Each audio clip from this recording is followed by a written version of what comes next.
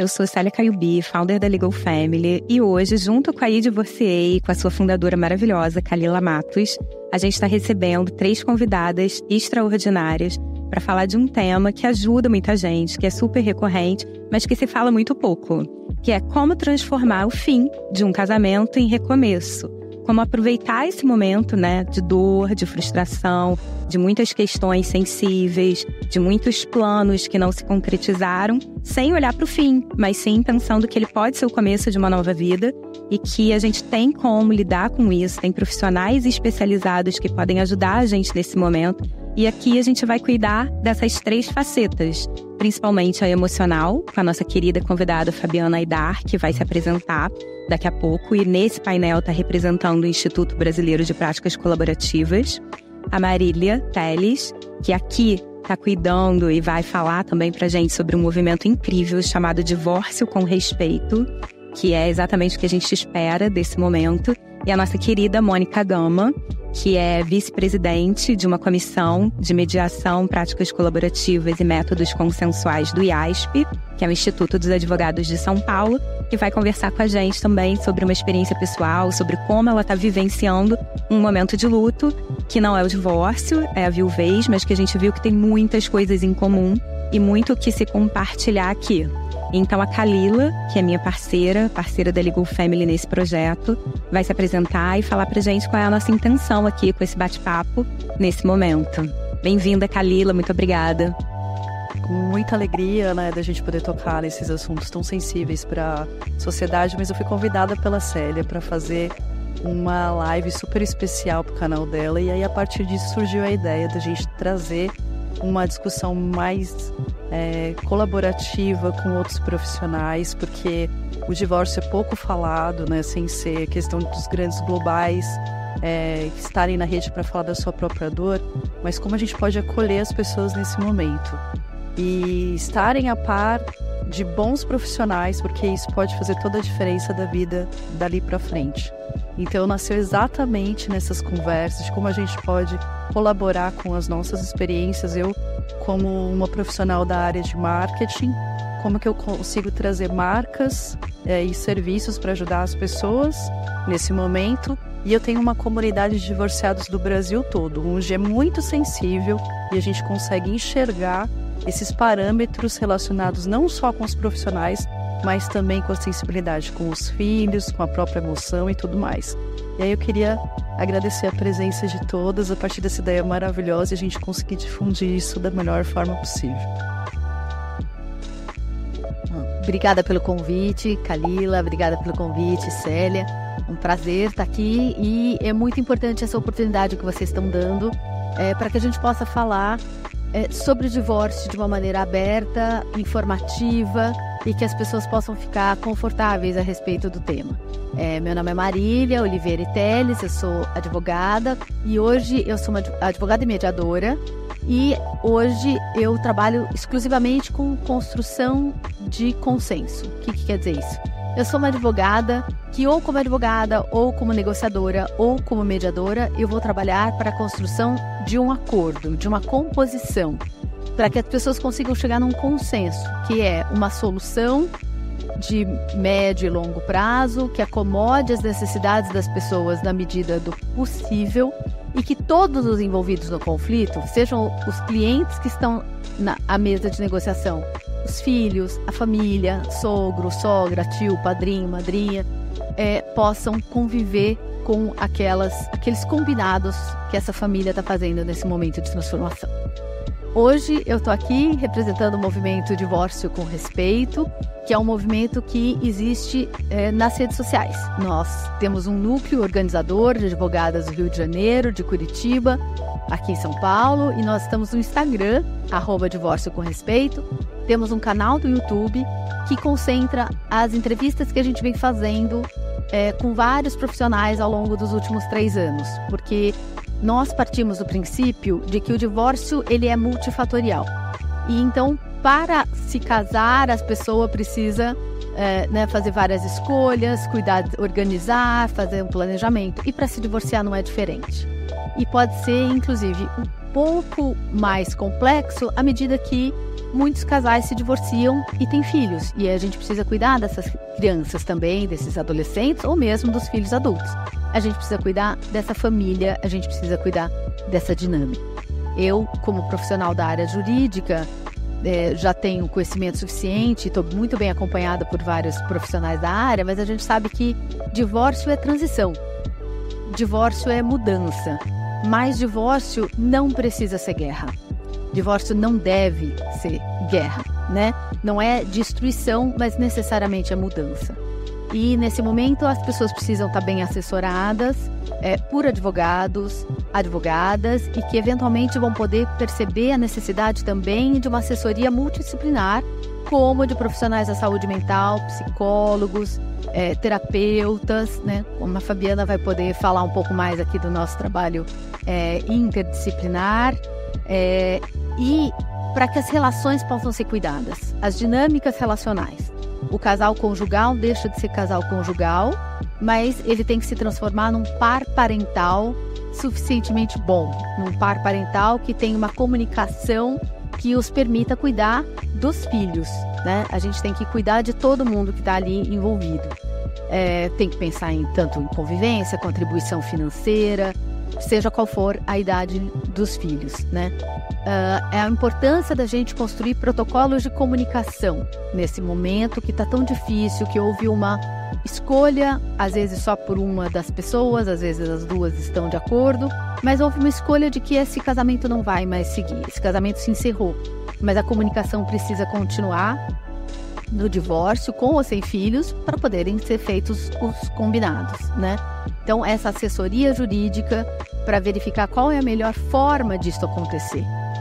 Eu trabalho exclusivamente de forma extrajudicial, né, privada, e com as pessoas participando dessa construção, dessa composição. Mas há momentos em que talvez o litígio seja um caminho necessário. O poder judiciário pode se fazer necessário por uma questão, por exemplo, de evitar algum tipo de violência patrimonial, de violência psicológica, alguns tipos de abusos, inclusive físicos. O judiciário se faz necessário, mas sempre é possível trabalhar com respeito.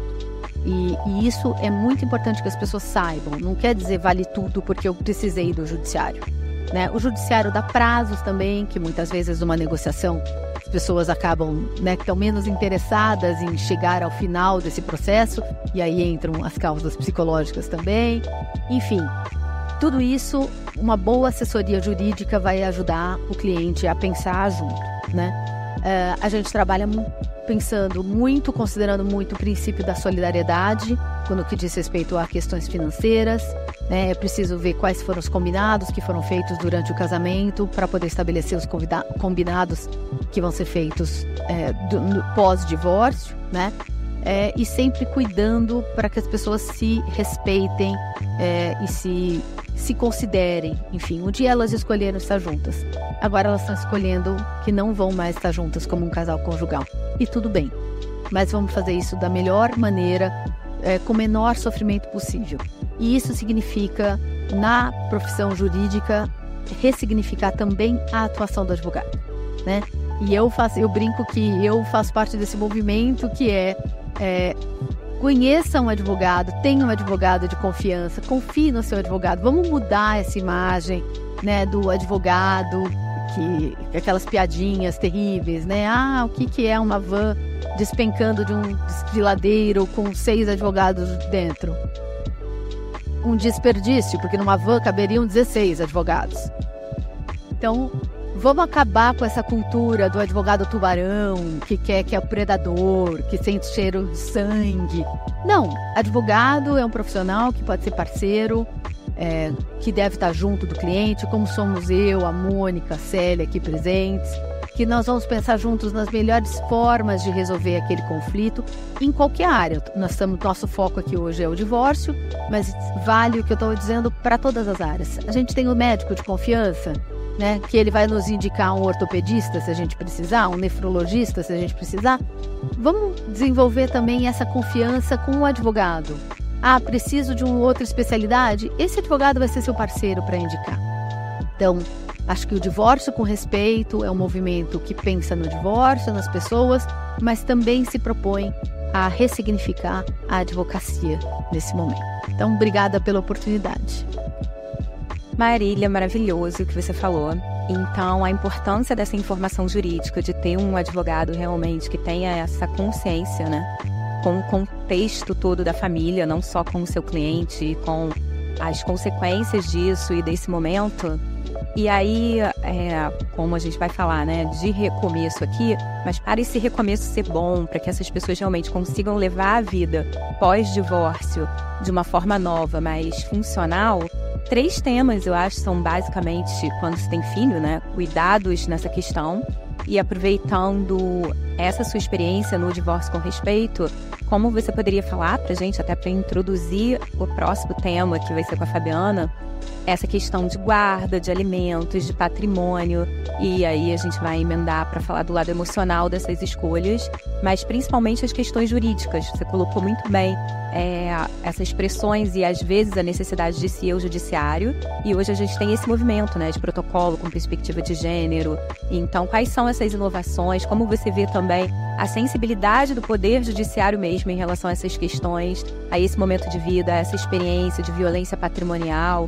Eu vejo na própria Legal Family muita dificuldade de entender como uma violência patrimonial é feita realmente. Eu estou sofrendo isso ou não? Quais eram os combinados? Então, aproveitando uma advogada com uma linguagem muito simples, muito acessível, para tornar isso palpável, para quem está nos assistindo entender, saber a diferença desses tipos de violência doméstica, né? O que a gente tem, o que poderia ser considerado e por que essa preocupação realmente institucional da própria legislador e do poder judiciário com essas questões, que são recorrentes, senão não fariam parte de uma legislação e de um movimento. E parabéns, o Divórcio com Respeito é maravilhoso. Sigam nas redes sociais, tem muito conteúdo lá maravilhoso. A gente também compartilha. Um maior prazer. A palavra é sua. Célia, você colocou vários temas aqui. Eu poderia falar sobre cada um deles por bastante tempo, mas eu vou ser objetiva para falar um pouquinho de cada tema que você está propondo, né? Então eu vou começar pelo fim, quando você fala de violência. A gente hoje sabe que a violência, pode ser caracterizada de várias formas. Então, a violência não é mais só a agressão, só quando eu digo, por favor, né? No sentido de unicamente uma agressão física, né? Que isso é identificável quase que visivelmente, embora muitas vezes a mulher que é vítima da violência física, ela demore para entender o que está acontecendo, né? Ela mesma se coloca num lugar de falar, é isso? Não estou entendendo. Não, ele só estava um pouco nervoso, isso não vai se repetir. Então, é um processo realmente muito difícil e que, na menor suspeita, essa mulher deve procurar uma ajuda. Qualquer ajuda. Procure. E aí, vai ver para onde deve ser encaminhada. Se possível, evidentemente, uma ajuda especializada. Uma psicóloga, um psicólogo, né, um advogado, porque cada caso é um caso. Eu não posso ser leviana aqui, generalizar e falar isso é assim, isso é assado, mas é importante que as pessoas procurem ajuda. A violência psicológica, ela é mais recentemente falada, mais difícil de ser caracterizada, porque nós vivemos numa sociedade heteronormativa, patriarcal e machista. Então, coisas que eram aceitáveis até 10, 20 anos atrás, hoje não são mais aceitáveis. Hoje nós não podemos mais aceitar, né, agressões verbais, certo tipo de adjetivos, eles não são mais brincadeirinha. Não existe brincadeirinha. Brincadeira é quando as pessoas estão juntas se divertindo. Se tem alguém que não está gostando, já saiu do nível da brincadeira. Não tem desculpa, me exaltei. Se você exaltou, você bata com a sua cabeça no chão, você bata com a sua mão no chão. Você não chegue xingando a pessoa, agredindo a pessoa, ou mesmo sendo irônico com a pessoa, né? Tem vários tipos. E a violência psicológica, ela também ela tem as suas nuances, né? Pode ser numa crítica constante ao físico da mulher. E eu tô falando de homens sendo violentos com mulheres, porque essa é a realidade. As exceções são as mulheres que podem ser violentas com homens. Então vamos ser bem claros aqui que eu estou falando mesmo de homens sendo violentos, porque é isso. Nós temos, não é à toa que nós temos a categoria de feminicídio no Brasil, porque são as mulheres que são as vítimas. Então a gente chegou num nível de violência que a gente precisou de uma nova palavra para caracterizar isso. Uma mulher é morta ou vítima de violência no Brasil a cada 4 horas. Então, por isso, procurem ajuda especializada se possível. E no direito a gente tem trabalhado o conceito de violência patrimonial, né? Que é quando o homem que está na gestão dos bens do casal, ele limita o acesso da mulher, especialmente no divórcio, né? Eu não vou depositar, não vou pagar o cartão, ou eu corto o cartão. Quando ele ainda, muitas vezes, ele quer atingir a mulher, ele pode fazer isso por via dos filhos, deixa de pagar a mensalidade escolar, por exemplo, começa a não contribuir em nada para os filhos, falando, deixa ela vir me processar. São várias também as formas de violência patrimonial, são muito insidiosas, eu repito, tem que procurar ajuda para lidar com isso. E nesses casos de violência, eu devo dizer que o judiciário tem tido uma atuação muito competente. O judiciário ele tem dado as medidas protetivas na medida das suas possibilidades. Mas cabe ao advogado tomar a iniciativa, né? O advogado tem uma grande responsabilidade em estar junto com a sua cliente para caracterizar isso e para preservar os filhos sempre que possível. Porque desculpa até... Eu acho que só um adendo, eu acho muito importante, acho que além do trabalho formidável do jurídico em relação a isso, eu acho que a gente poderia somar a conscientização que as pessoas precisam ter, que elas podem ser punidas por isso e deixar de fazer isso. Eu acho que a premissa estamos partindo do jurídico, muitas vezes, e da psicologia, mas as pessoas precisam tomar consciência que elas precisam parar, porque elas estão diretamente afetando a família. Embora elas tenham sido desfeitas, continuam sendo pais, continuam afetando diretamente. Então, o exercício do jurídico é extremamente um início de algo que precisa ser difundido, acho que é por isso que todos nós estamos aqui, mas que precisa cessar, né? Acho que é a tomada de consciência. Obrigada, Kalila. Eu acho que é super importante isso que você está falando, porque o que acontece hoje é que o jurídico, o advogado, ele já chega no momento de crise, no momento de conflito. O que você está trazendo é a importância da conscientização e da educação para a transformação da sociedade como um todo. Como eu falei no começo, qual é o nosso contexto? Uma sociedade patriarcal, machista, heteronormativa. E todo mundo que não se enquadra nisso, então, é diferente. Não, hoje a gente sabe dos direitos das pessoas LGBTQIA+, né? Nós trabalhamos os divórcios entre pessoas homoafetivas. Então, temos uma outra sociedade, uma sociedade em transformação. Então, educação sempre, diálogo sempre, conversa sempre. A gente precisa falar sobre isso. As transformações são muito recentes, são muitas, né? E é por isso que eu falei, eu estou falando... e aí vou já pular para um outro assunto que a Célia me propôs aqui, são os protocolos para julgamento com perspectiva de gênero e agora o recém-lançado protocolos para julgamento com perspectiva racial no Brasil, que é outra questão que estamos aqui hoje só entre mulheres brancas conversando, né? E nós temos que trazer também as mulheres pretas, que são as maiores vítimas de violência hoje no Brasil. E são a base da pirâmide social e são as menos protegidas, que nós temos que cuidar disso também.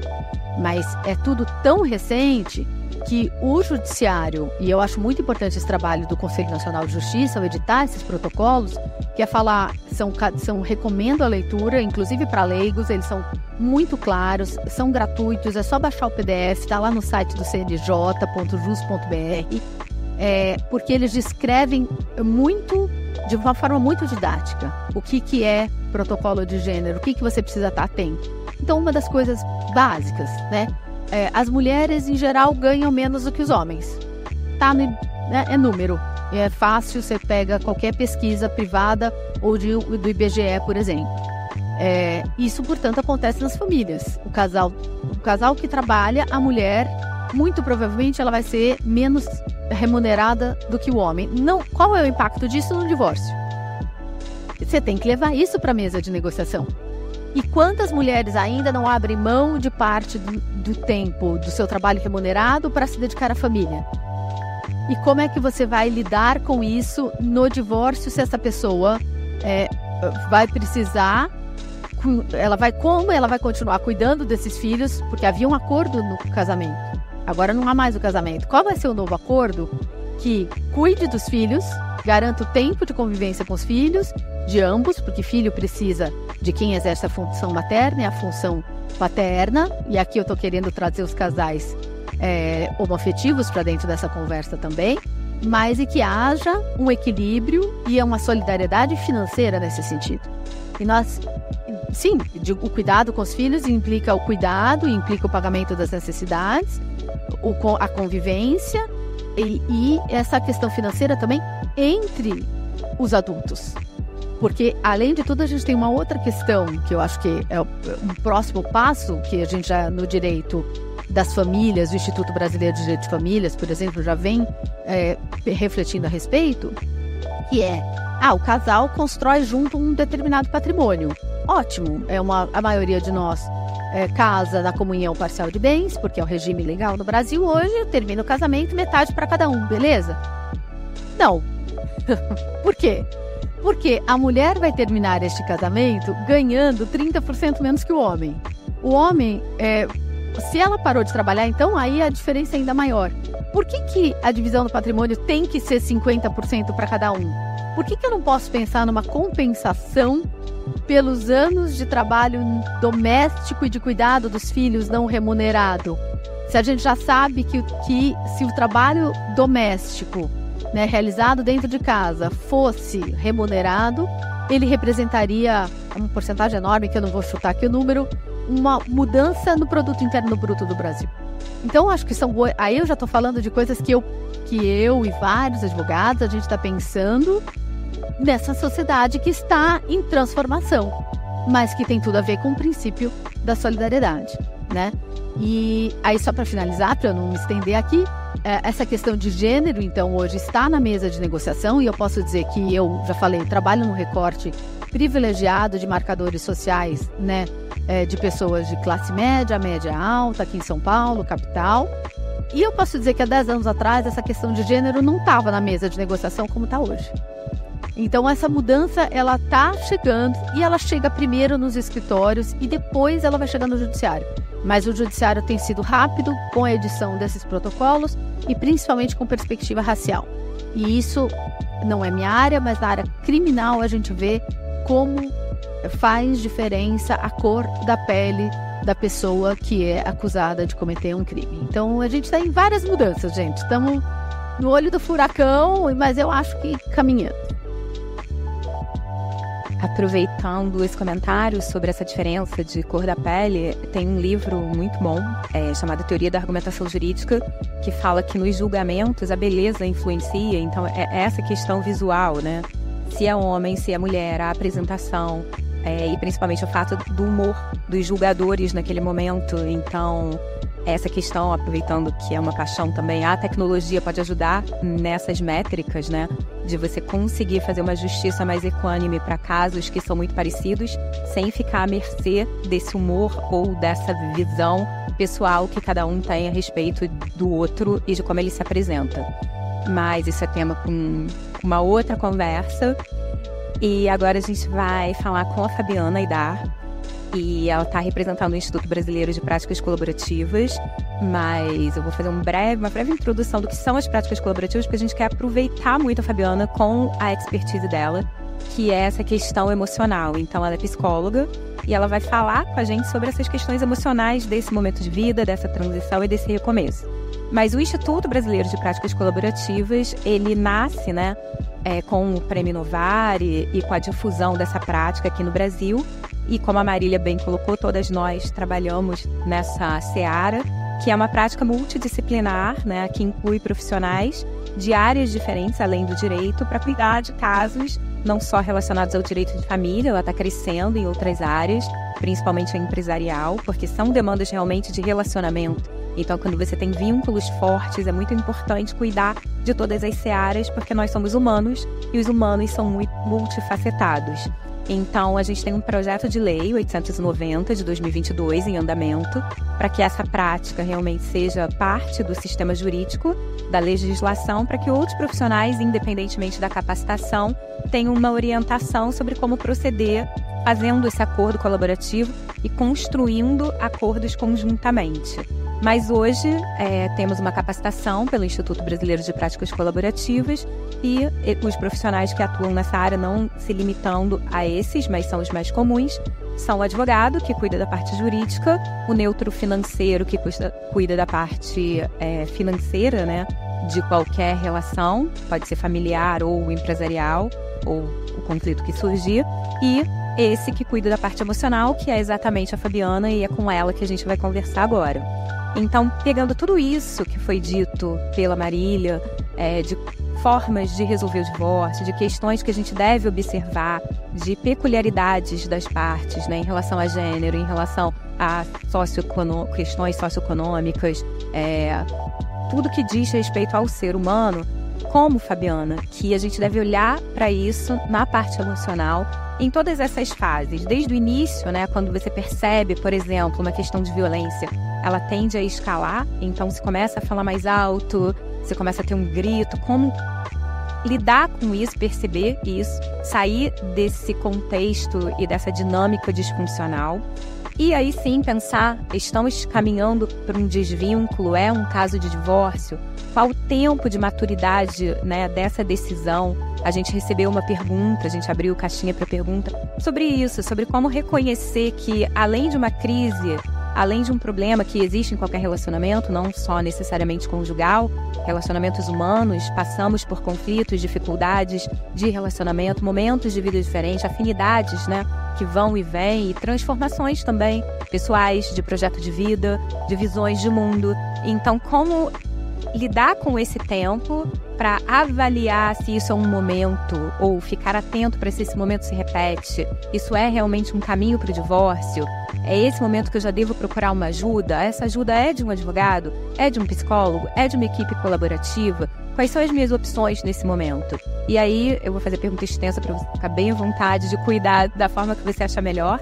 Mas e aí chegamos nesse momento sim, esse tema que é sobre isso, nos divorciamos e agora como refazer essa vida? O que você pode falar sobre essas fases que virão, que já são conhecidas, apesar das individualidades de cada um?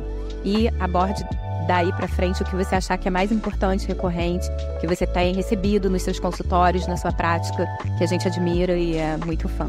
A palavra é sua, obrigada.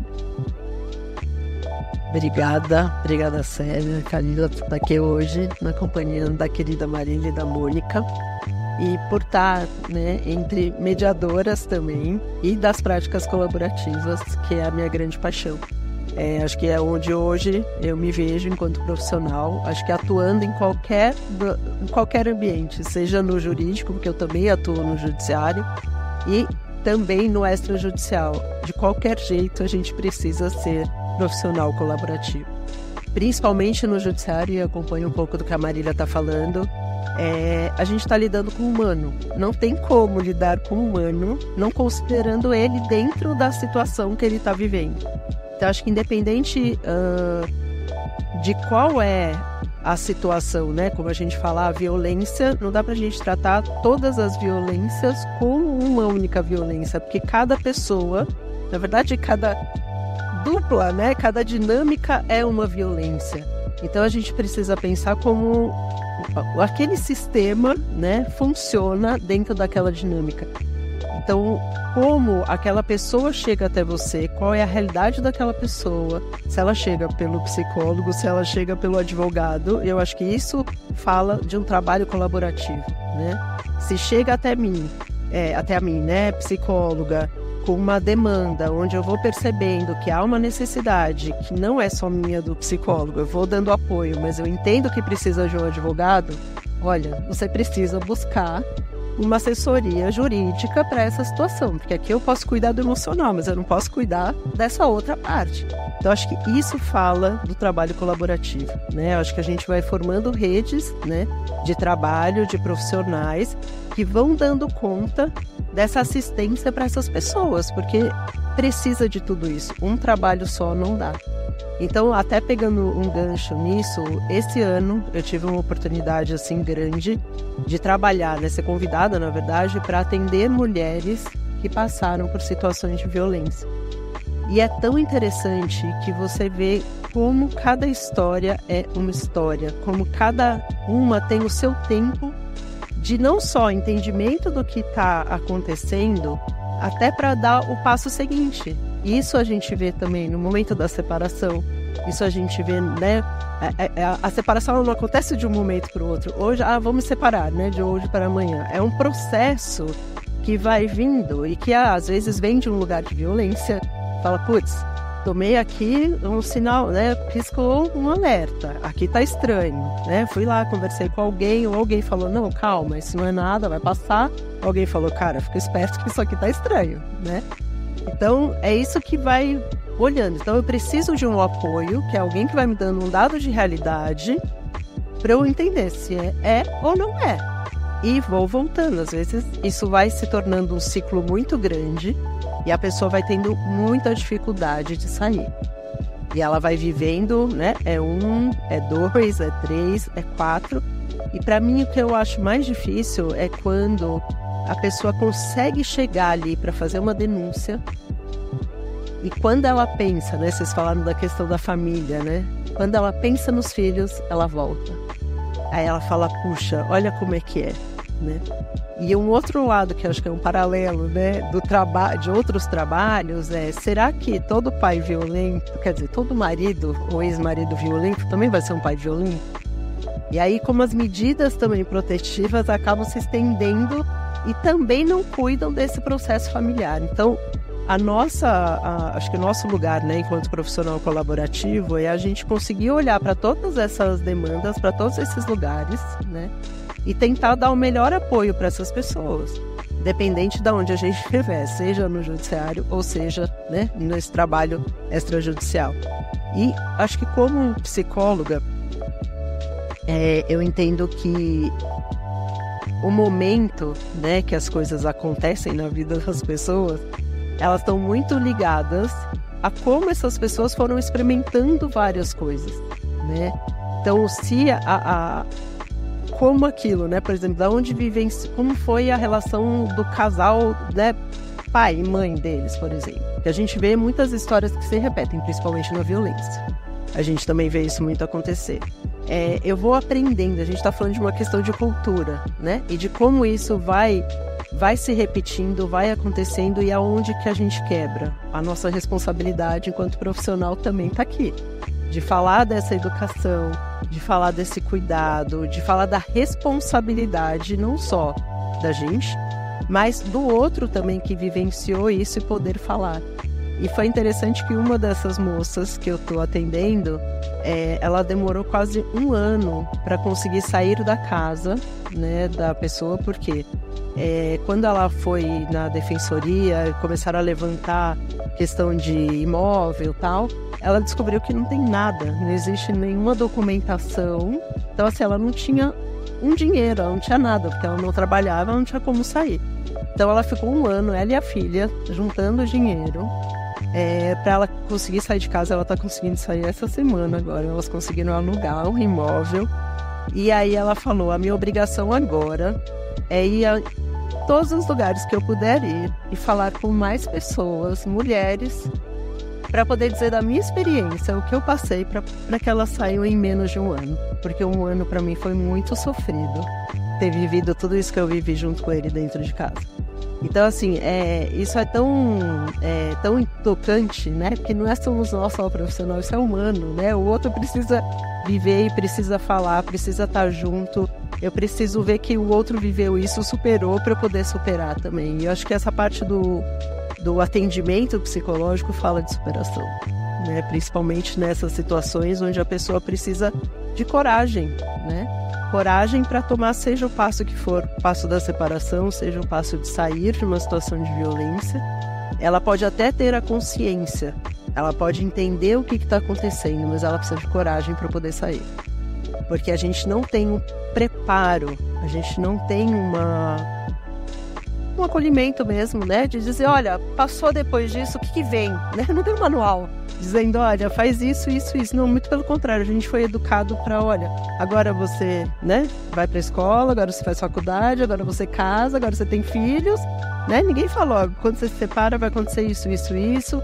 Se você encontrar uma situação de violência, você faz isso, isso. Não tem. A gente está construindo isso agora. Então, acho que mais uma vez a nossa responsabilidade aqui enquanto profissional de estar trabalhando todo mundo junto, né, e construindo, seja divórcio com respeito, seja, né, o IBPC, a responsabilidade, né, que o IBPC tem dos profissionais que compõem o IBPC, né, que cuidam disso, que difundem essa ideia, né, de um trabalho que atua exatamente em todas essas áreas, né, principalmente quando a gente vê a separação ou o que vem depois. Se a gente consegue fazer um trabalho, né, com essas famílias, cuidando do jurídico, cuidando do emocional, cuidando do financeiro, a gente entende que o pós-divórcio vai ser muito melhor, porque ele começou a ser organizado, né? Essa família consegue reconhecer que é uma família, esse par parental entende que tem responsabilidades dali para frente, vai precisar estar junto, e depois a gente vai cuidando dos ajustes, seja, né, vai procurar o advogado, vai procurar, né, o psicólogo, vai procurar de novo a equipe, né, que ajudou ali a fazer essa separação, né, ajudou a fazer esse acordo e construir tudo isso. Dá licença. Só vou fazer, você estava falando aqui, a Kalila chamou a atenção para a importância da educação, e você falou, né, dos cuidados no divórcio. Eu só queria trazer aqui uma lembrete,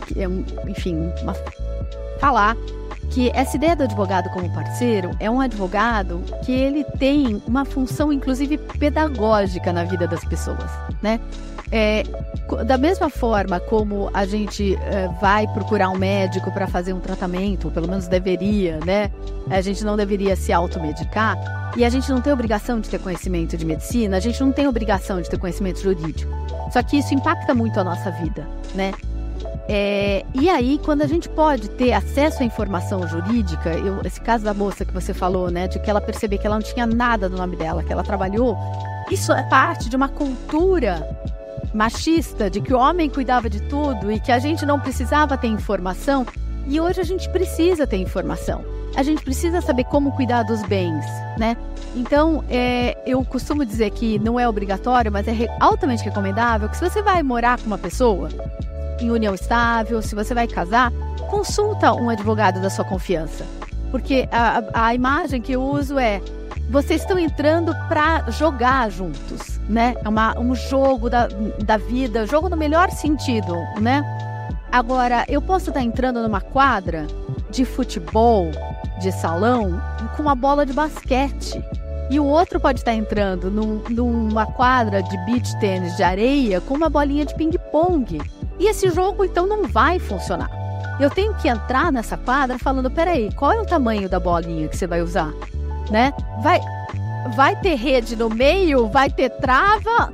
Ou vai ter cesta? Como é que nós vamos combinar isso? Se a gente comprar um imóvel juntos, como é que a gente vai... E até para esse casal poder aproveitar vantagens tributárias, eu vou dizer mais. Não é pro caso de separação, você, Marília, está sendo muito fria, calculista, pragmática, pensando na separação. Não, eu estou pensando da vida do casal mesmo, que é, poxa vida, um deles já tem um apartamentinho que já tinha comprado solteiro, vou vender esse apartamento para a gente comprar um maior juntos.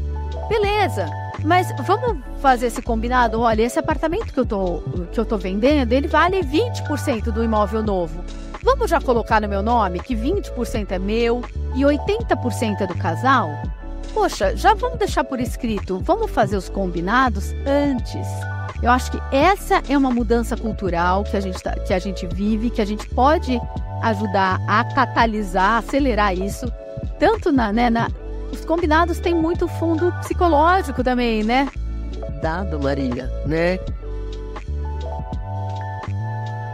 pedir licença, né, para as queridas, mas aí a questão da consciência que vocês estão dizendo é do preparo do casamento, né? Então, e aí quando a gente imagina fundar uma empresa de pós-divórcio, a primeira coisa que eu escutei foi: mas quem que casa para separar? Eu falo: meu amor, quem é que vive para morrer? Ninguém, a gente só vive, na verdade. Ninguém se prepara e todo mundo pode vir a acontecer, né? Porque ninguém vai durar para sempre. Pode ser que seu casamento também não vive para sempre.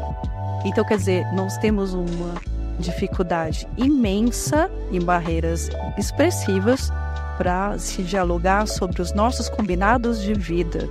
E nós não somos iguais, cada um tem a sua linguagem do amor, por exemplo, que é mal conversada dentro de casa. Eu não reconheço seu amor, então para mim não serve mais. Espera, calma, vamos ver aqui qual... Então, essa questão que você está trazendo de poder gera desconfiança. Mas por que a gente não pode dividir tudo? Uma das coisas que é mais dita, por exemplo, esticando um pouquinho sobre o sobrenome. Então, eu, por exemplo, a minha geração, uma prova de amor é você colocar o sobrenome do seu ex-marido. É uma dificuldade para tirar absurda. Isso não é prova de amor para quem? Né? Então, assim, e isso, eu recebo haters quando a gente fala sobre isso, porque ainda está muito enraizada essas questões culturais, onde, infelizmente, sobrecai principalmente sobre a mulher. E aí... sim, a gente vai casar, a gente está falando no pré, né? Agora, quem sente a dor do pós, que não é dito as vivências que a gente tem do pós, a gente mal sabe por onde começar, porque quando a gente pensa em divórcios, geralmente se pensa no advogado, mas pode ser que primeiro, para você chegar a esse ponto, seja através do psicólogo. Só que a primeira pessoa que é antes do psicólogo, antes do advogado, é a amiga que divorciou. E por um acaso nem sempre é o melhor caminho. Talvez ela tenha uma história que não vai ser a mesma para você. Então, realmente, o conhecimento liberta. Acho que você tem que ter essa jornada de conhecimento e conversar com bons profissionais. Pegando aqui o bastão da fala para passar para a Fabiana aqui. Falando em conhecimento liberta, eu queria dizer que desde 2002, com o novo Código Civil, os homens também podem ficar com o sobrenome da mulher, né? E isso ninguém sabe, então só aproveitando esse momento de informação e cultura aqui, é importante a gente saber disso. E aí tem tudo a ver com a psicóloga, né, Kalila? A questão do nome é uma questão de identidade. Por que não conversar sobre isso? O importante é conversar, gente. Sempre. O importante é conversar sempre. E acho que a gente estava falando exatamente, a questão também da educação ou da informação é da ordem do cuidado. A gente está falando do quanto é importante, até na questão do nascer e morrer, né? A gente evita certos temas porque a gente tem dificuldade de lidar com eles, né? Até falar de testamento, por exemplo, em vida, parece que eu estou rezando para que você morra logo para poder ficar com seus bens, quando na verdade o que vem depois de tudo isso, né, as grandes brigas que vêm poderiam ser evitadas se fossem conversadas antes. Nossa, muitas coisas. Então a gente fala, né, o medo traz, né, muitos bloqueios e que são terríveis para o humano. A gente não foi criado também para dialogar, a gente não foi criado para falar sobre as nossas emoções, a gente não foi criado para falar das nossas dificuldades. A vida tem que ser linda, maravilhosa, afinal eu tenho que casar e tem que dar tudo certo no final, né? Tem uma frase que eu odeio, acho que vocês vão lembrar da infância de vocês, quando alguém, criança, caía, alguém virava e falava assim: quando você casar, Sara. Não é? Só, gente, pelo amor de Deus, né? Hoje, imagina só uma coisa dessa, né? Não, quero casar nunca, né? Deixa eu ficar machucada sempre, porque machucado depois, né, de separações tão traumáticas fica bem pior. Mas a questão do cuidado, e acho que isso fala muito, né, das práticas desse trabalho colaborativo, a gente está falando sempre da ordem do cuidado. Como é importante a pessoa receber esse cuidado e principalmente ela aceitar que ela pode ser cuidada. Eu acho que isso também é uma grande dificuldade que a gente encontra, né? Muitos dos amigos dizem: olha, vai procurar uma terapia, olha, vai procurar alguém para você conversar, e a gente vê muita resistência ainda, né? Porque se eu for, vai ser difícil porque eu vou ter que ter consciência, eu vou ter que fazer escolhas. Aí vem a coragem de novo, né? Tô tão habituada, tô tão acostumada a viver desse jeito que, deixa como tá, que é melhor, né? Não é melhor, é mais simples. Então, acho que são decisões, né, muito difíceis e que acarretam muito no depois. E acho que a gente precisa, né, exercitar e ter o direito de exercitar isso e apoiar essas pessoas que vão exercitando e acho que aprendendo com isso. A gente está numa construção, né? Numa construção de sermos livres para poder fazer tudo isso. Porque acho que até então ainda falta liberdade para a gente decidir como a gente quer viver a nossa vida, né? Seja, olha, eu não quero mais essa história para mim, isso não serve mais. Eu quero seguir daqui para frente, quero seguir bem. Vou procurar ajuda, vou me, né, fortificar aqui para ir tomando as minhas escolhas e seguir em frente.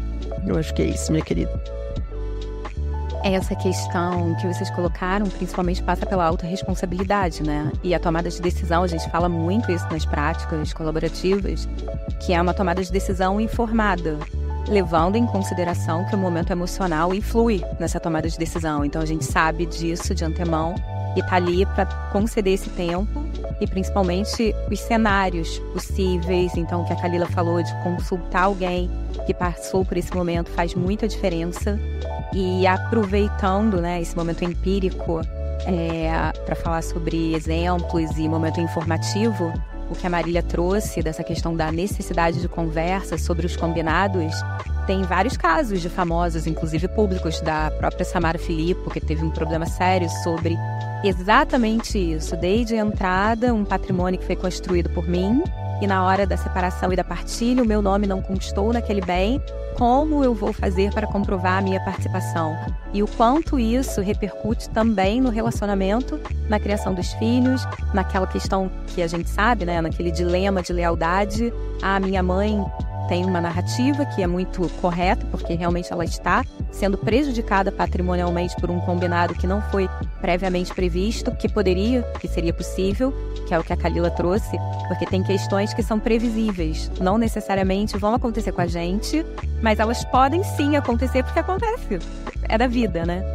E chegando nesse momento de recomeço, de possibilidades, então agora a querida Kalila e a Mônica vão compartilhar com a gente questões que para mim foram bem surpreendentes. Depois daquele nosso bate-papo, eu comentei com a minha melhor amiga sobre isso, sobre o divórcio, e ela passou por esse momento. E tudo que eu falava, eu já vivi essa situação anteriormente numa outra conversa com um cliente, que falava que a mulher dele não fazia isso, não fazia aquilo, eu falava eu. E conversando com essa minha amiga, eu falava, não, porque é uma comunidade para divorciados, porque ela falou que tem um limbo social, que você tem esses tiques da vida, né?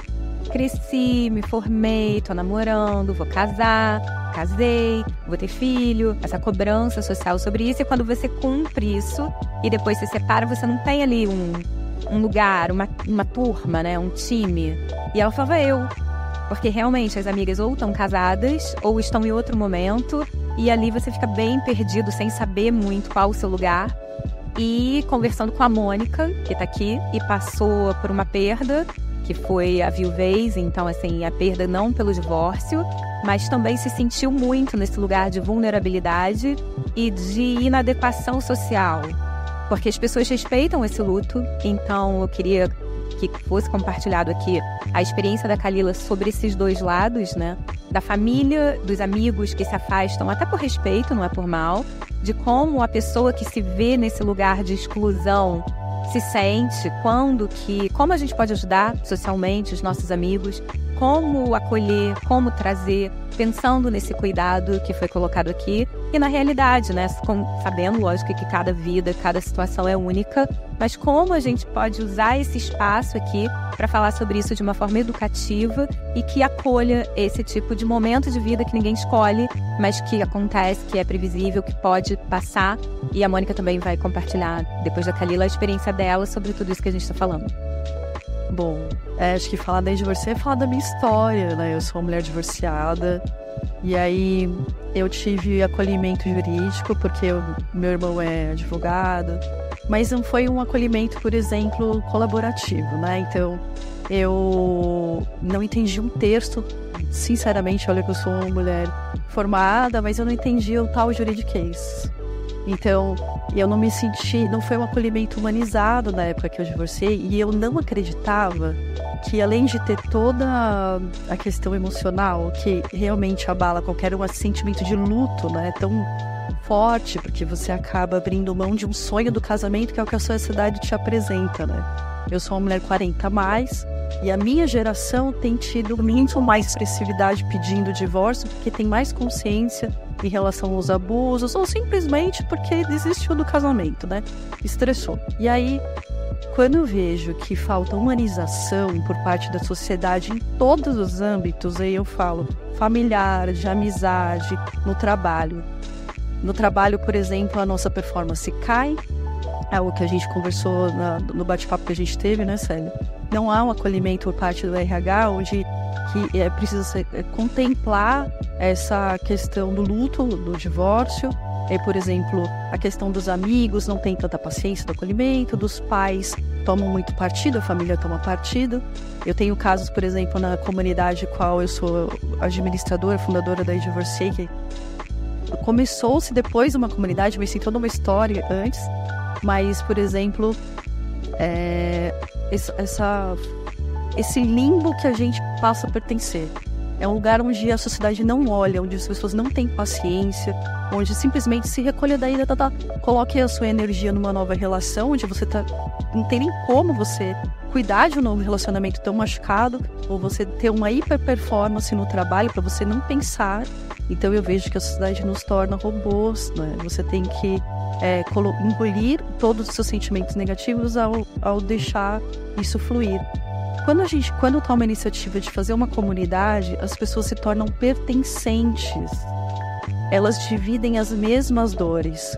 E aí você fala, pô, mas elas vão ficar falando só de tristeza? Não, pelo contrário, elas passam a ser amigos, a sair juntos, eu promovo eventos. E aí você vê que cada etapa da vida, quando você se torna pai ou mãe, você vive aquele momento. Quando você se casa, você passa a conviver com amigos que também são casados, mas quando você se divorcia, parece ter um abismo ali, né? E o que vai ser dali pra frente? E é por isso que eu resgato essas pessoas. Resgato junto com parceiros para ter o olhar do emocional, ou para quem está se divorciando, quais são as melhores práticas para estar com advogados parceiros, humanizados, que realmente faça-se entender o seu processo dali para frente. Mas o divórcio, ele não é uma passagem de 1 ano. O pós-divórcio, ele é uma passagem que vai ser dali, que pode se estender para o resto da sua vida, ou se você voltar a se casar, e tem uma régua ali. Esse recorte da vida das pessoas, ele não é visto, ele não é olhado. Se recolhe e se resolva. Não é bem assim. Isso tem um impacto econômico, social. Olha, acho que eu posso até estender antropológico, porque a gente passa a deixar de pertencer a uma tribo para outra que ainda não existe. Inclusive, somos mal vistos em diversas escalas. Existe um preconceito incíntrico no divorciado que é sensível na escola, quando você frequenta. Isso é uma outra coisa. Falta de apoio das instituições escolares, por exemplo. Às vezes o que a criança não se tem um comportamento em casa, ela vai extravasar na escola. E quanto isso é acolhido? Então, todos os ambientes frequentados pelos humanos, eles precisam ter uma visão de acolhimento e humanidade que falta. Não somos tratados dentro de uma categoria de recomeço a fórceps. Continue sua vida, e como é que vai ser dali para frente? E aí, eu gostaria até de explanar isso com as minhas queridas. Eu também apoio o divórcio com respeito, as práticas que sou letrada, né, principalmente pela Marília, enviando livros e tal, justamente para que a gente mude essa visão, esse comportamento, a gente ensine os homens a se comportar dali em diante. Muitos homens se divorciam dos seus filhos, quando se divorciam das suas ex-cônjuges. Então a gente precisa pegar na mão dessas pessoas, porque os heteroafetivos, os homoafetivos, eles têm que entender que a vida não parou ali, ou que vai continuar tudo diferente dali pra frente. Não, você tem que trazer a sua realidade para dentro de você e continuar dali para frente com novos propósitos, mas não deixar, porque eu me divorciei, agora eu não tô nem aí, né? E eu acho que uma outra coisa que eu acho que é legal a gente falar e explanar junto com vocês eu me divorciei, eu não quero ter despesa financeira. Não, eu não quero pagar advogado caro, eu não quero isso, eu não quero aquilo. O que eu mais escuto, poxa, eu já tendo uma demanda emocional, não quero ter financeira, gente. A gente precisa ser adulto. E a gente precisa falar isso com os divorciados, sim. Eles precisam se preparar para a vida como um todo. Mesma coisa que você estava falando sobre inventário ou fazer o seu testamento. Quando você vai se casar, a maioria das pessoas é um evento da vida, né? Você paga 180 mil reais, 50 mil reais para 4 horas de festa. E você não quer pagar os encargos dos profissionais para cuidar de você naquele momento. A gente precisa falar sobre isso. A gente precisa adultecer. Mas eu não quero colocar dinheiro para pagar advogado. O advogado, ele se preparou anos da vida dele, 5 anos no mínimo. O psicólogo se preparou 5 anos no mínimo. Uma comunidade, as pessoas acham que ela tem que entrar de graça, que seu tempo tem que ser disponível de forma voluntária. A gente já faz muito trabalho voluntário. A gente já estar aqui doando o nosso tempo para poder levar informação para as pessoas é algo de potencial e de humanidade, sim. Agora, as pessoas têm que adultecer e entender que o processo da vida delas também tem que colocar a mão no bolso. Isso faz parte da jornada. Inclusive de entender que os processos da vida têm começo, meio e fim. E se você quiser ter bons frutos daí pra frente, você também tem que pagar por isso. E eu vejo muitos divors, que é o jeito carinhoso que eu chamo os divorciados. A gente tem até a nossa própria linguagem, nosso vocabulário interno. Eu proíbo as pessoas da minha comunidade de falar mal do ex ou da ex, então eles têm o jeito de falar, eles chamam os ex de alecrim e as ex de fofas. Então, assim, e aí eu começo a cultivar dentro da comunidade essa questão de adultecer, de você separar o seu dinheiro dali para frente para cuidar da sua emoção, para cuidar do seu jurídico direitinho, colocar tudo. Eu ainda não cuidei das questões da parentalidade, não fizemos as divisões. Então você vá fazer, querido. Vá cuidar dos dias certos de pegar o seu filho. Não atrase, porque a sua esposa não está à sua disposição. Os combinados têm que ser efetivados. Se você for atrasar, avise com bastante antecedência. Então, assim, pós-divórcio tem que ser dito sim. As pessoas têm que ter responsabilidade afetiva, inclusive com seus ex-cônjuges. Porque as pessoas acham que assinar o divórcio resolveu o problema ali. Exatamente. Não há esse desvincular. Principalmente se tem filhos, não tem como se desvincular daquela outra pessoa. E aí esse que é o pulo do gato, Marília. Esse que é o pulo do gato, Fabi. Como eu vou desenvolver uma comunicação com uma pessoa que eu gostaria de nem olhar mais a cara dela. Inclusive, tem pessoas que têm dificuldade de conversar com seus filhos, isso é real, porque elas se parecem com o ex. Então, como eu vou desenvolver emocionalmente. Isso, eu tô trazendo várias questões aqui, né, pra gente desenvolver, talvez em vários capítulos, viu, Célia? Como eu vou desenvolver a minha emoção e o meu financeiro para lidar com frustrações que eu tive no meu casamento. Assinar o divórcio não é cessar os problemas. Simplesmente é como é que eu vou lidar com isso daqui para frente. Como é que eu vou lidar com a avó da criança, que é a minha ex-sogra, que inclusive não vai com a minha cara, com os meus ex-cunhados que tomaram partido pelo meu ex e são tios dos meus filhos?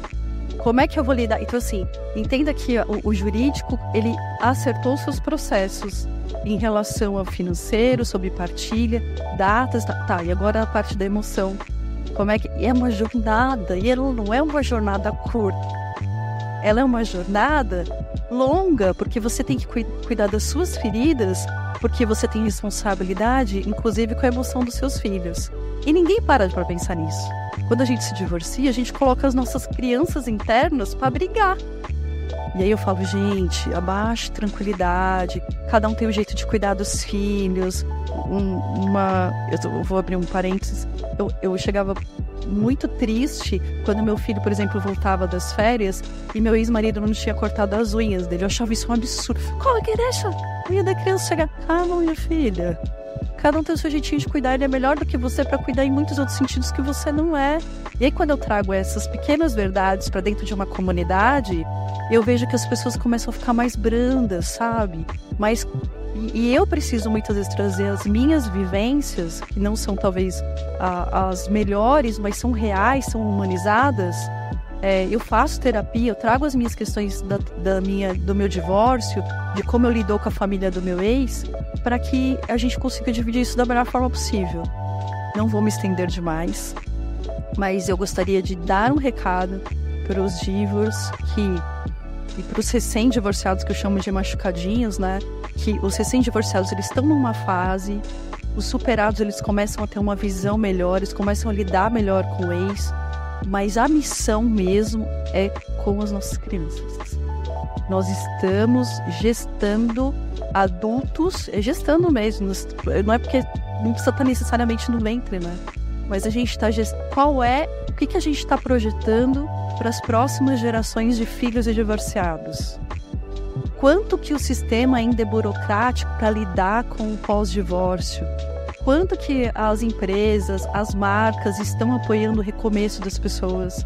Quanto que as escolas, os RHs de empresa e tudo mais, a família está disposta a acolher esse momento? Essa é a pergunta que eu deixo aqui para as pessoas se questionarem e evoluírem para acolher o pós-divórcio. E durante o processo de divórcio, né, aqui o que você está dizendo, reitero o que eu e a Fabi já falamos, que é a importância de um trabalho multidisciplinar para o acolhimento de tudo isso, porque é tudo junto e misturado.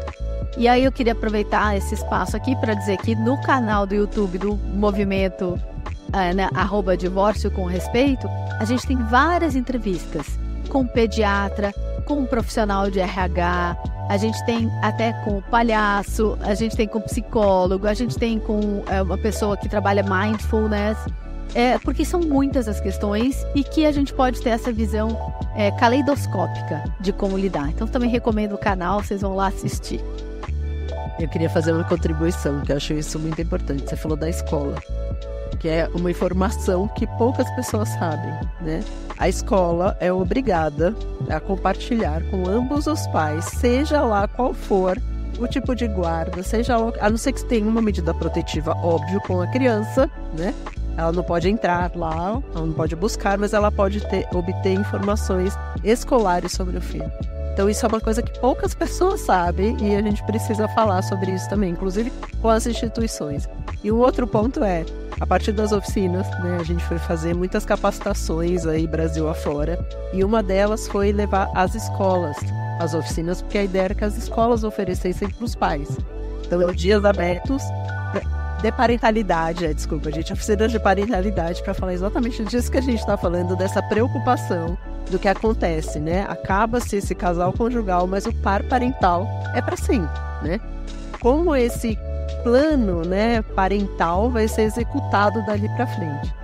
E aí a gente foi conversar com eles, né, com os professores, e aí uma professora me procurou no final, já super emocionada, virou para mim e falou assim, que a gente vai contando ali, né? Quais são, se você começa a perceber algumas coisas, né, nos seus filhos, comportamentos diferentes, então parou de usar fralda, começa a usar de novo, xixi de noite, parou problemas escolares, ou muita briga, agressão e etc e tal. Aí a professora foi me procurar, depois assim, bem emocionada e tal, ela falou assim, nossa, Fabiana, sabe uma coisa? Você me fez olhar atrás do ombro dos meus alunos, porque eles chegam aqui. E aí eu fico falando, nossa, esse aluno não fez lição de casa, nossa, esse aluno não presta atenção na aula, nossa, esse aluno fica dormindo o tempo inteiro. Aí era que ela falou isso, eu falei, nossa, pronto, missão cumprida, né? Pelo menos agora a gente tocou essa professora, que eu falei, agora você vai chamar esse aluno. Tem aqui na escola um mediador, tem um psicólogo, tem um lugar, encaminha para lá, né? Você virou mais uma fonte, porque isso também é legal, gente, a gente treinar pessoas para ter esse olhar. Né? Porque a gente não vai dar conta de tudo e a gente tem que saber encaminhar para o lugar certo, né? Porque precisa desse cuidado, sempre vai precisar desse cuidado. Então, é uma outra coisa que a gente vai ter que cuidar, né? E abrindo esse espaço e acho que mais respeitar o tempo dele. Porque não é o nosso, é o tempo dele. É a mesma coisa que a gente faz no consultório, né? Tá lá, vem 10 sessões, não consegue falar nada. 15 sessões, não consegue falar nada. Tudo bem, gente, tamo lá. Que bom que você tá vindo, né? Isso já é um caminho, né? Pode ser que ele não faça a atitude que precisa fazer, mas o tempo dele tá lá já é o acolhimento, que é o que ele precisa lá. Naquele momento é só isso. E tá bom, né? Calma. Eu sou Mônica, como a Célia me apresentou, né? Do IASP. Estou aqui representando o IASP, né? A Comissão de Mediação e Negociação em Práticas Colaborativas. E assim como tem o I de você, devia ter o I viúvei, né? Mas eu já soube que a comunidade do I de você recebe o I viúvei também. Eu acho que assim, uma coisa legal da gente falar é que o viúvo, assim como o divorciado, ele fica um pouco perdido, né? Porque os amigos todos são casados, você está acostumada a viver numa comunidade de casados. E aí você fica assim, aonde que está o meu povo, né? Assim, onde que está a minha tribo? Que você precisa desenvolver, né? É complicado isso. E assim, tem a questão, ficar por último é complicado, porque tudo já foi falado, mas uma coisa que eu senti muito claramente aqui é que o tempo da cabeça, o tempo da emoção é diferente do tempo jurídico. Então, até você acostumar que você está viúva e que você precisa tomar conta, né, dos filhos sozinha, aí é diferente de você dividir a parentalidade, às vezes é mais difícil até, porque você tem que tomar conta dos seus filhos ou do seu filho. Eu senti isso na pele com relação ao meu filho. Eu não era uma pessoa assim, muito acostumada a lidar com as finanças da família. E assim, de repente eu fiquei perdida. Como é que eu faço? Não, o dinheiro dá. Não, depois, puxa, não dá. Vou ter que vender o apartamento, mudar de casa. Você muda muita coisa. Você tem grandes mudanças que é difícil você acomodar essas mudanças no tempo que elas precisam acontecer, né? Então, o jurídico é um tempo que ele exige que você, no caso da viuvez, abra o inventário, no caso do divórcio, entre com o divórcio, comece a discutir manutenção, né, que são os alimentos, convivência, que são, o nome mais bonitinho para visitas, a parte patrimonial. É muito difícil para a gente que ou viuvou ou para quem divorciou, porque eu também divorciei uma vez, mas sem filhos, no meu segundo casamento, que eu fiquei viúva, e é difícil porque você tem um tempo emocional bem diferente do tempo jurídico e você precisa lidar com as questões jurídicas muito mais cedo do que a emoção permite. E é muito difícil para a pessoa casar esses tempos. Então ela vai tomar decisões, que nem a Célia falou, seriam decisões informadas ou, né, decisões consentidas num tempo onde ela está emocionalmente abalada, né? Então a dificuldade de você lidar com o que você precisa lidar. E como a Marília colocou, né, sou uma advogada colaborativa, essa prática colaborativa devia ser obrigatória, quer dizer, os advogados que lidam com esse momento da viuvez, com esse momento do divórcio, muitas vezes eles não têm esse respeito por esse tempo emocional, porque eles precisam resolver a parte deles. Então eles aceleram você a tomar decisões que você fala assim, mas espera aí, né? Onde que passou o caminhão que me derrubou, entendeu? E eu tô tendo que tomar decisões complicadas, decisões importantes que vão impactar, às vezes, o resto da minha vida, né? Num tempo onde eu emocionalmente estou super fragilizada.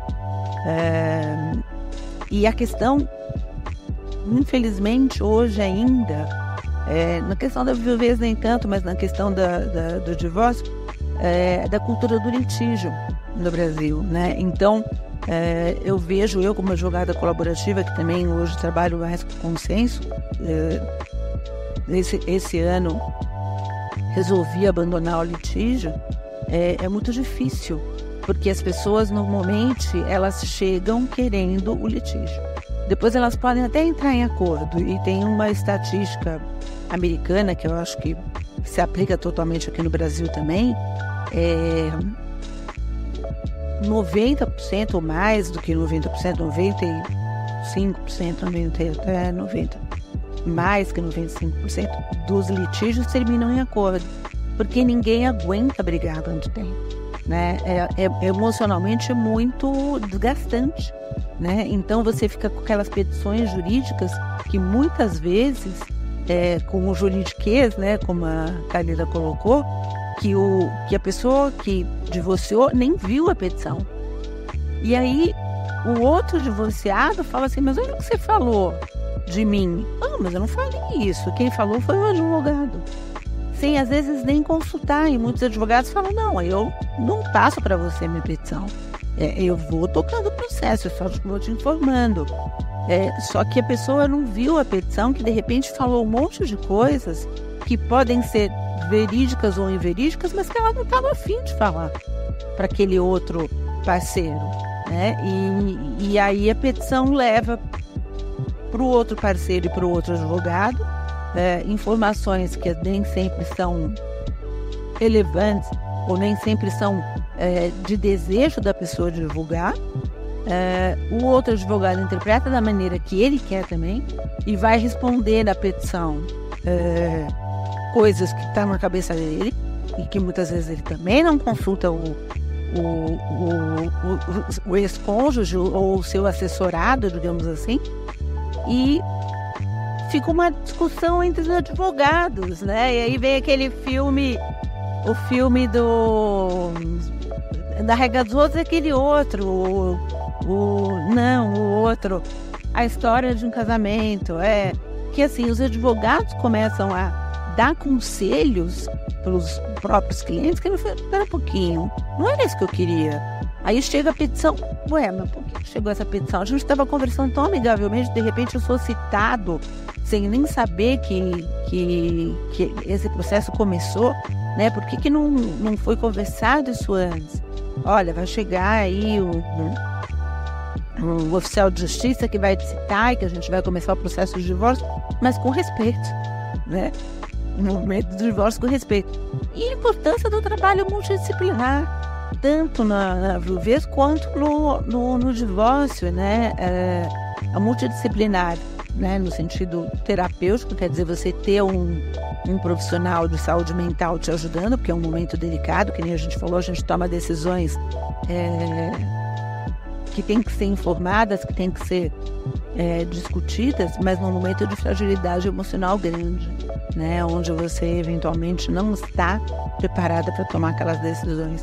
E o profissional de saúde financeira, digamos assim, né, o profissional da área de finanças que vai lidar com as suas finanças, porque nem sempre a mulher, principalmente nesse momento, né, ela tem consciência de todas as finanças do casal. Normalmente o homem cuida disso. Ou o contrário, pode acontecer também, né? Da mulher está acostumada a cuidar da vida financeira enquanto o homem trabalha e a mulher cuida da parte de aplicações de finanças do casal. E aí o marido tem que se adequar, né? Depois ao novo caminho, né? E eu também atuei num caso onde a mulher teve uma carreira muito avançada, né, muito promissora, e o homem, que era consultor, acabou falando, não, minha empresa de consultoria eu consigo adaptar. Ela foi para Londres, Estados Unidos e tal, e ele foi acompanhando, e ele achou que ia conseguir acompanhar com a profissão dele e não conseguiu. E aí quando chegou na hora e ela ajudava a sustentar inclusive a mãe dele, quando chegou na hora do divórcio, a advogada que foi cuidar do marido falou para a juíza, olha, ele é dependente financeiramente, né, digamos assim, da mulher. Inclusive em relação ao cuidado com a família dele. E ela falou assim, e a juíza falou assim, ele tinha que trabalhar, vagabundo. Porque a pecha, né, da mulher tudo bem não trabalhar, mas o homem seguir a mulher é muito complicado. E assim, a sensação até social é de que o homem não é suficientemente capaz, né, de trabalhar e de cuidar dos filhos. E quem cuidava era ele, né? Então, até na hora de fixar a residência, ele queria que fixasse a residência com ele. Acabou sendo fixada depois de muita discussão, depois de muito desgaste. Mas ela queria que a residência fosse fixada com ela, sendo que ela viajava a média de 3 semanas por mês, né? Mas é que na hora do divórcio, na hora da emoção forte, não, a filha tem que ficar com a mulher. Por quê? Né? A filha tem que ficar, ou o filho tem que ficar com quem... ficar não, né? Mas fixar um pouco mais a residência, com quem tem mais habilidade para isso. Agora, hoje em dia, né, tem muita questão de 2 casas, né? E a Marília também conhece muito isso. A gente tem uma advogada lá do Canadá que trabalha com isso, e amanhã vai ter até um lançamento de um livro falando sobre isso, de 2 casas, né? De você lidar com 2 casas e da criança poder dividir mesmo esse tempo entre 2 casas.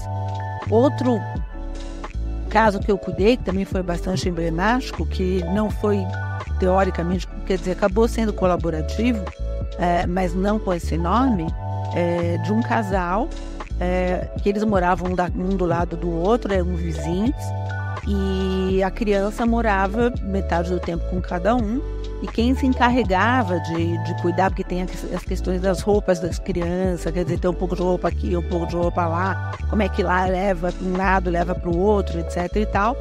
E quando eles eram vizinhos, quem se encarregava dessa parte operacional era uma babá, uma funcionária. Então deu muito certo. Foi um divórcio que foi delicado, mas que deu muito certo, né? Essa questão da convivência. Foi desgastante, principalmente a questão financeira, porque os 2 trabalhavam, os 2 eram advogados, mas teve uma discussão de quem cuidava do quê, em termos financeiros, etc e tal. Mas depois que a gente fez esse acordo, tivemos a ajuda de uma profissional de saúde mental para cuidar da filha, principalmente. Então, né, a importância do respeito com os filhos nesse momento que foi colocado aqui. E é engraçado que quando você conversava com o casal, quando eles eram conversados sobre o lado, quer dizer, quando eles eram impactados ou consultados sobre a questão da conjugalidade, eles se posicionavam de uma maneira muito ríspida. Mas quando a hora que a gente conversava da parentalidade daquela criança, que era no caso uma menina, a posição era outra, era muito engraçado. Eu falei, não é o mesmo casal que você está conversando. O casal que fala de parentalidade é diferente do casal que fala conjugalidade, né? E assim, normalmente, né? Porque quando tem casais que misturam a parentalidade com a conjugalidade, que é muito comum e é muito desagradável, né? E assim, na maior parte das vezes você precisa educar o casal para lidar com a parentalidade e dizer que a conjugalidade terminou, mas a parentalidade é o resto da vida, né? Você tem esse vínculo no resto da vida. Mas então, voltando para o meu caso, deu muito certo o acordo. A gente fez um excelente acordo para ambas as partes. Só que aí, depois de alguns anos, eu não lembro exatamente, 3 anos, alguma coisa assim, o meu cliente, que era o homem, me procurou e falou assim, olha, mudou tudo. Eu estou indo fazer um MBA, estou indo abrir uma filial do meu escritório nos Estados Unidos, e a minha mulher, que estava namorando, minha ex-mulher, que estava namorando um português, resolveu mudar com português para Portugal. E aí, quer dizer, os 2 que eram vizinhos, né, que estavam uma convivência absolutamente bonitinha, certinha, a babá, né, fazendo a transição das roupas e materiais escolares da criança e tal. De repente, um pai em Portugal e outro pai nos Estados Unidos. Como é que faz? E aí, exatamente, a babá fica viajando, né? E aí foi super complicado, né? Ele voltou a me procurar e falou assim, vamos retomar esse acordo, vamos retomar todo o plano de parentalidade pós. A gente teve que mudar. E aí foi uma judiação porque novos acordos. E aí foi uma judiação porque ela não topou fazer o processo colaborativo de novo. Então, o que a gente acabou fazendo? Eu chamei a psicóloga que ajudou a gente no caso. Eu acabei fazendo uma consultoria para ele só, e ele conversava com a psicóloga. A ex-mulher ficou assim um pouco à margem, mas de qualquer maneira eu ia ajudando ele a conversar com ela, né? De uma maneira respeitosa para fazer novos acordos. Então, o que acabou acontecendo? A filha ficou morando com ela em Portugal. Quando a filha ficou numa idade universitária, foi fazer a universidade nos Estados Unidos. Era um casal com posses financeiras, então havia, né, convivência bastante dividida. E aí, assim, para terminar, são os novos formatos da advocacia, né? A Marília já falou bastante da parte jurídica, então acho que não vale a pena eu, né, falar de novo da parte jurídica dessa questão, mas assim, os modelos advocatícios que podem ter, nem sempre existe um modelo só, né? Um advogado para cada lado, eventualmente um terapeuta. Normalmente as pessoas não contratam o terapeuta, falam, eu tenho minha terapia, só que a terapeuta que vai atuar naquele divórcio, no divórcio colaborativo, ela é uma terapeuta pontual. É um outro trabalho, ela vai focar naquele trabalho do divórcio, né? Então, super importante. E o modelo, eventualmente, do que eu fiz, uma consultoria, né, para um cliente que precisava de um apoio jurídico, e a outra estava bem resolvida, ela, inclusive, era advogada e ela cuidou da parte dela. Existem outros modelos jurídicos que podem ser tratados, né? Que podem ser utilizados. E aí, lidar nessa parte jurídica, lidar com manutenção financeira, quando você se depara assim, quanto que eu gasto com meu filho? Não sei.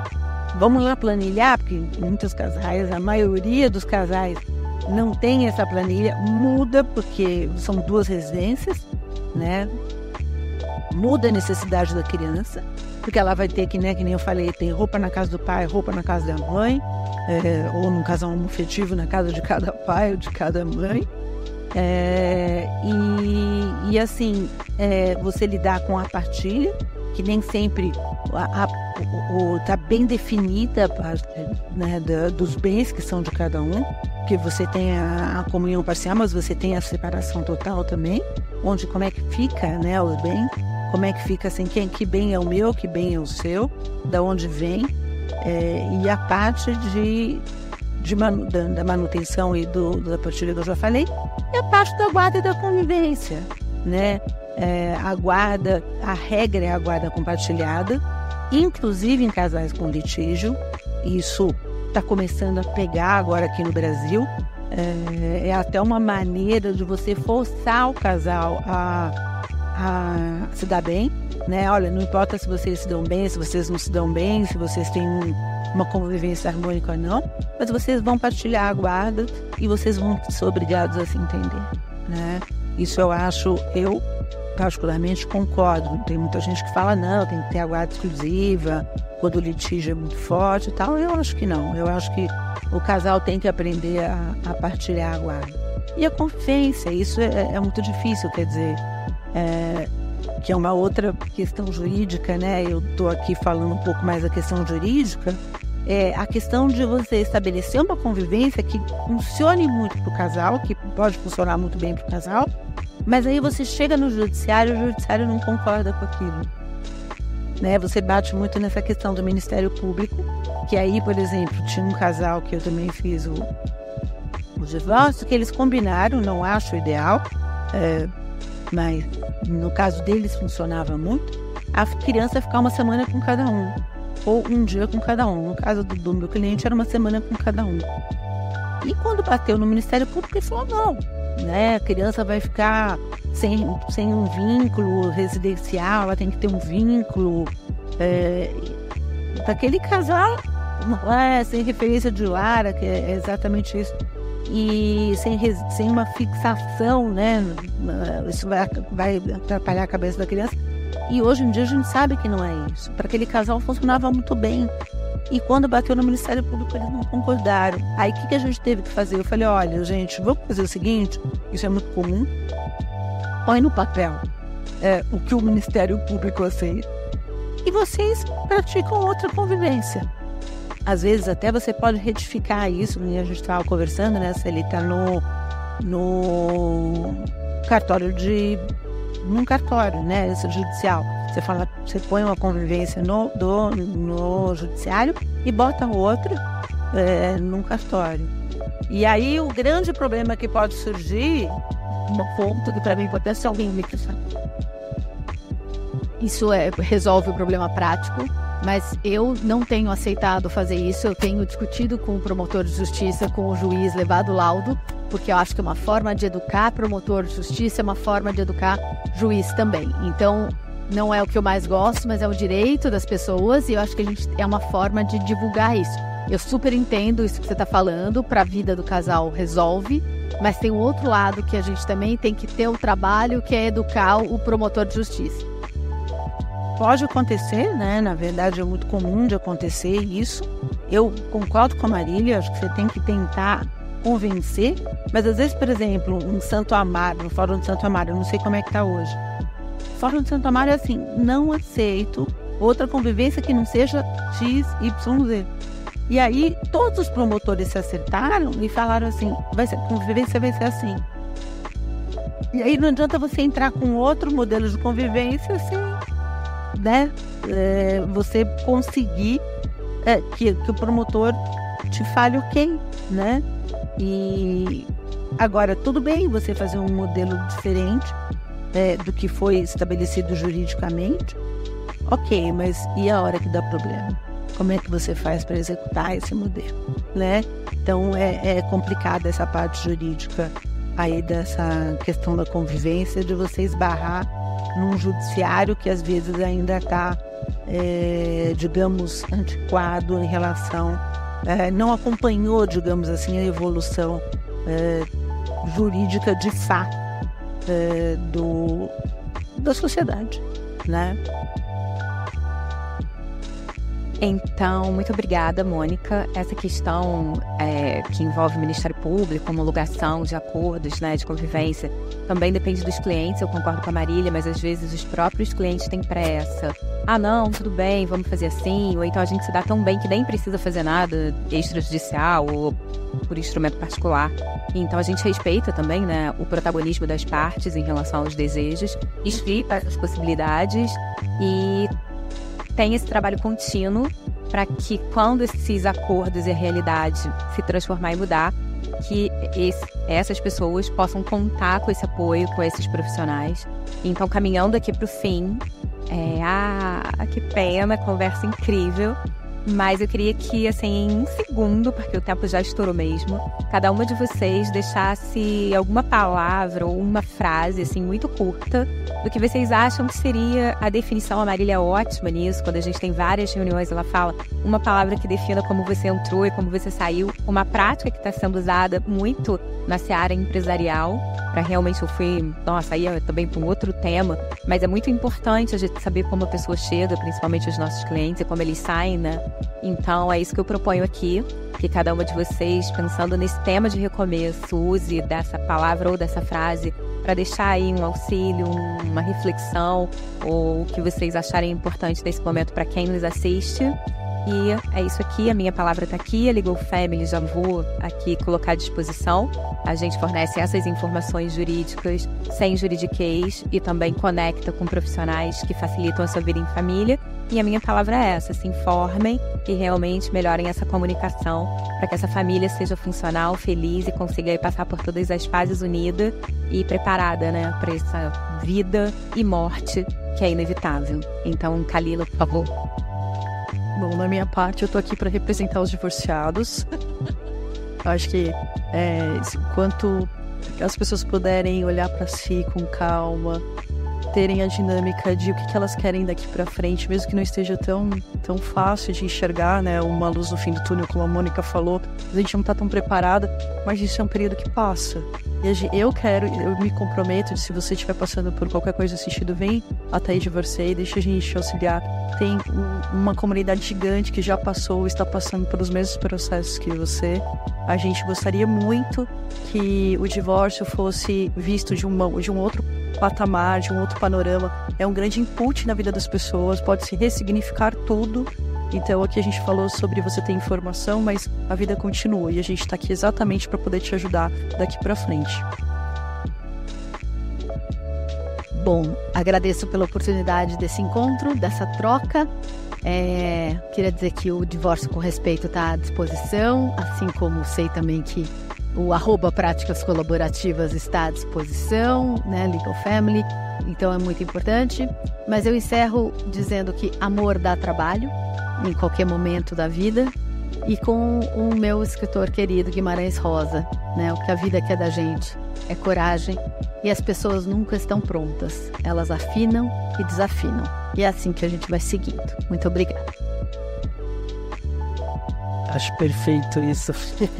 Obrigada, né, estar aqui com vocês falando. Eu acho que pensando nos faz não só reviver, né, as histórias, enquanto a gente está aqui lembrando, a gente vai lembrando de casos, de histórias, do quanto a gente se transformou também para estar aqui sentado. Então a gente não saiu desse lugar, a gente também saiu de outro.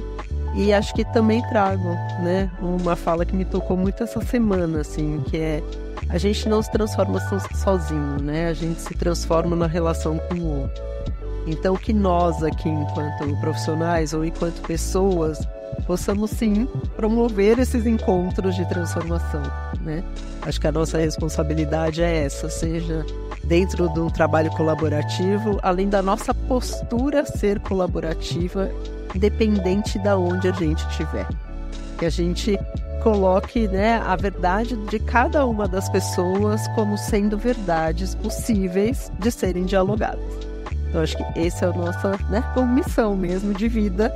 É isso que eu coloco e me coloco à disposição, acho que para as pessoas que têm dificuldade ou vergonha, seja lá o que for, né, enquanto profissional da saúde mental, que cheguem, né, no tempo delas, mas que cheguem, que eu acho que isso é importante, né, que pode transformar. Bom, queria também agradecer aqui a Celita, a Kalila do Divorciei. Realmente a Legal Family é uma coisa que ajuda muito, né? Porque tira essa pecha do mundo jurídico, vai para o mundo factual, né? Agradecer aí a Fabiana e a Marília, grandes parceiras colaborativas, e a minha palavra é colaboração, né? Quer dizer, a importância da colaboração desse casal e dos próprios filhos, né? Nesse momento tão delicado quanto é o divórcio.